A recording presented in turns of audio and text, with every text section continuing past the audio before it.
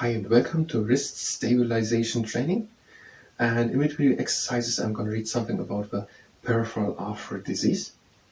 Participating in the exercises is at your own risk, and this peripheral artery disease is a severe life-threatening disease.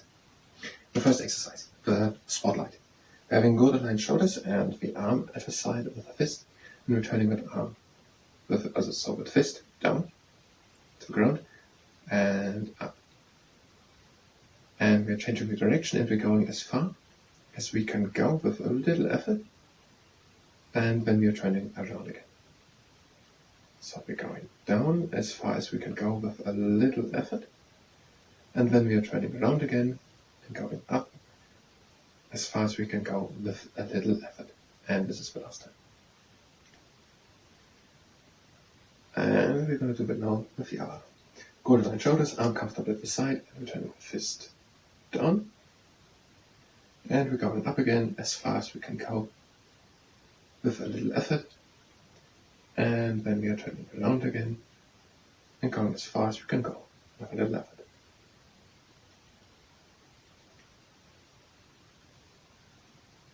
And we're turning around again, and we're going up into extension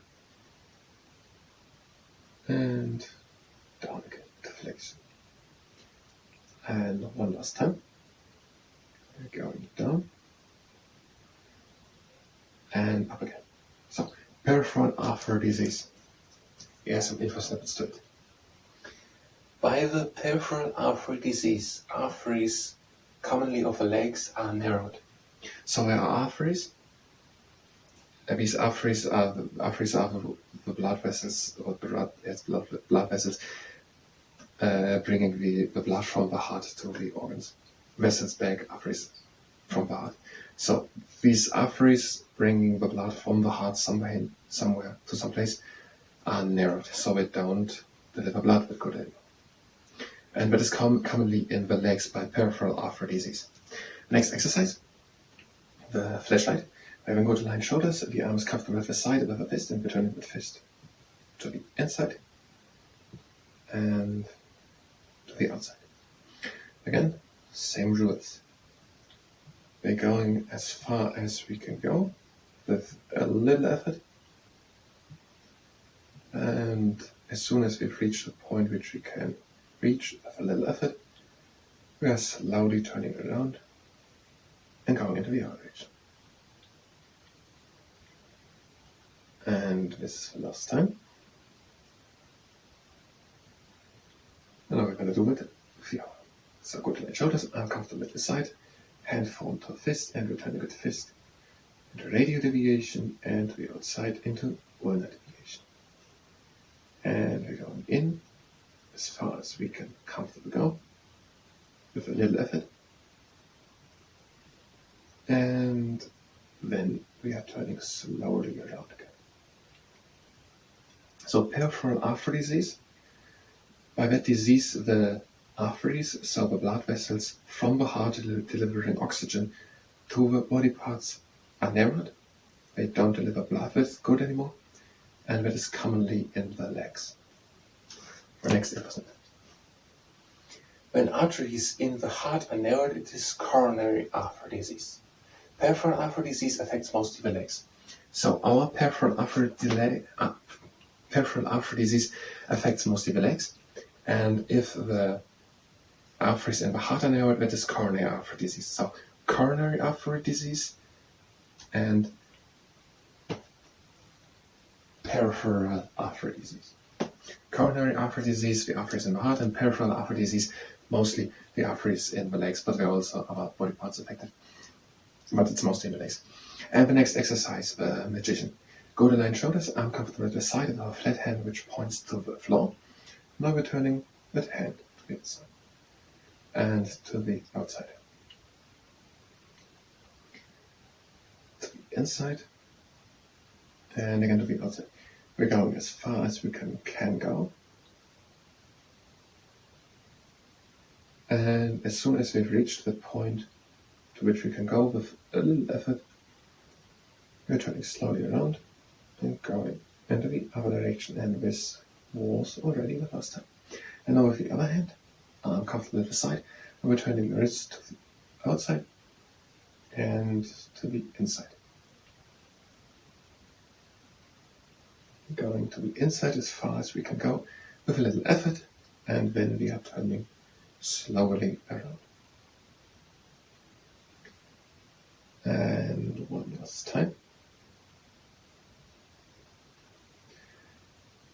And then, for now, we're going to look for the third info snippet to peripheral artery disease. A classic symptom of peripheral artery disease is leg pain when walking, which eases while resting. So the classic symptom of this peripheral artery disease is that there is leg pain, it's of the calves, when walking is done, and as soon as it is rested, the pain eases. The next exercise, the pancake flipper. We're having the arm at the side with a flat hand, go to the shoulders, and now we're turning the palm to the sky and back to the bottom. We are turning and going as far as we can go with a little effort. We're turning the palm to the sky, and we're turning around, and we're going again as far as we can go with turning the palm to the floor. And we're going to do it one more time.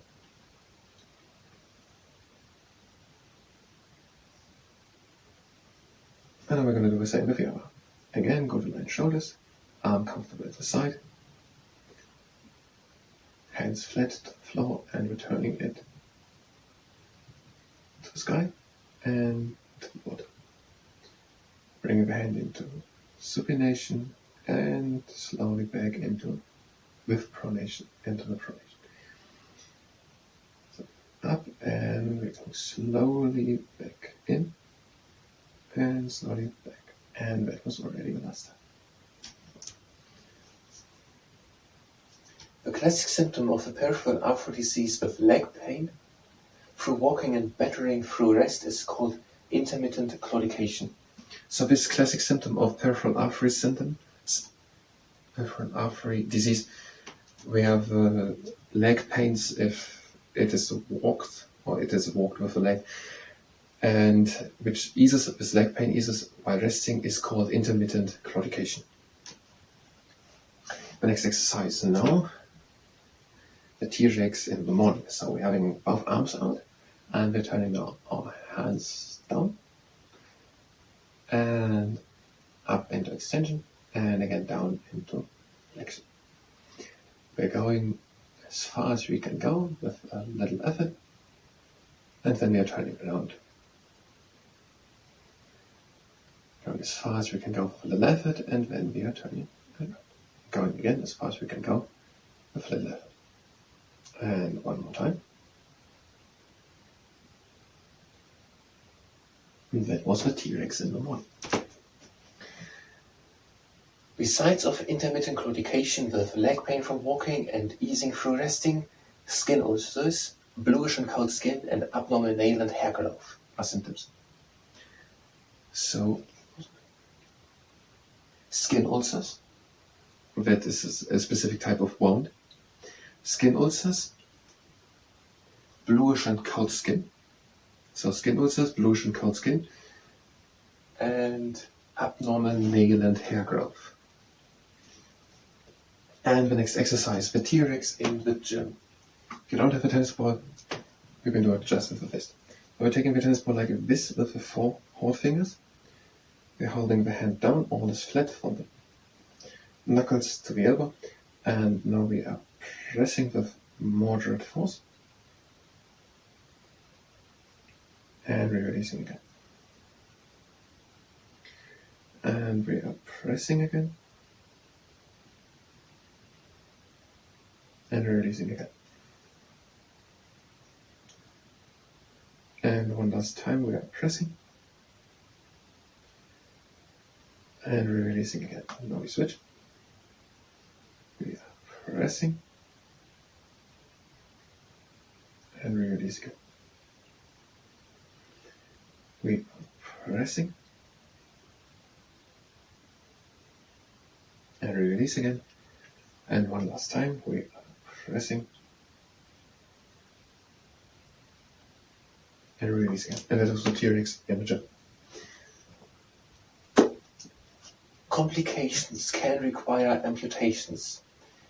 Peripheral artery disease can lead to coronary artery disease and stroke. So complications with peripheral artery disease can lead to amputations.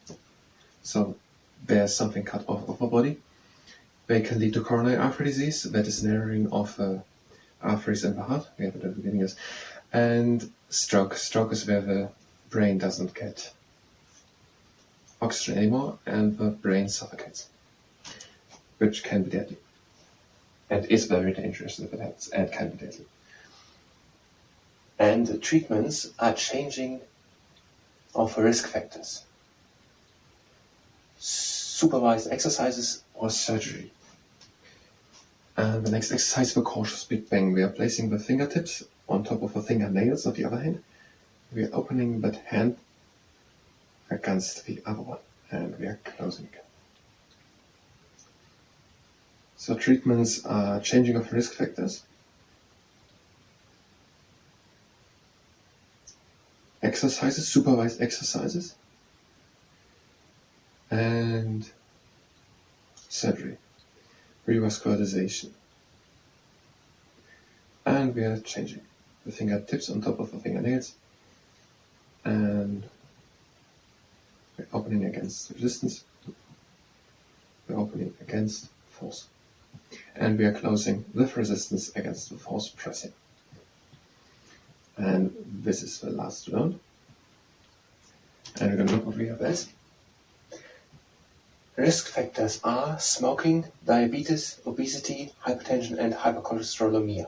Hypertension is high blood pressure, and hypercholesterolemia is high cholesterol measurement, what it's called. And the next exercise, the quadrangular castle. Both hands with fists out, and we're turning these fists towards each other. And up. And to the outside. And down. And one more time to the inside. And now we're turning it circle around. Go down.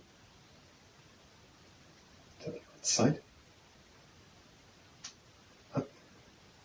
And to the inside. And that was the quadrangular castle architect. And the last one, the crab, anxious to have fever. The arms, shoulders. Good line, the arm at the side, and the fist is turned down into flexion, and we're pressing with moderate force against the index finger. And now for the outside. And from the top against the third finger.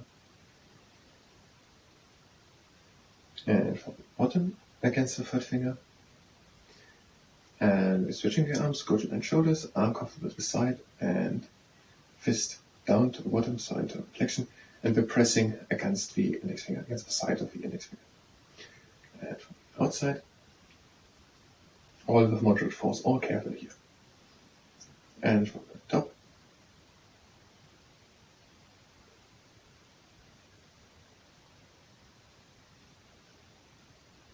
and from the bottom.